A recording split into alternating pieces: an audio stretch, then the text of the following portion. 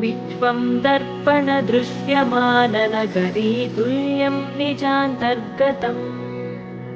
पश्यन्नात्मनि मायया बहिरिवोद्भूतं यथा निद्रया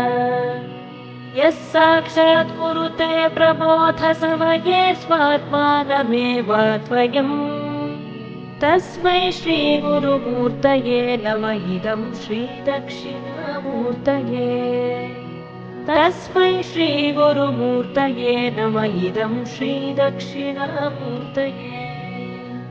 बीजस्यान्तरिवाङ्कुरो जगदिदं प्राङ्निर्विकल्पं पुनः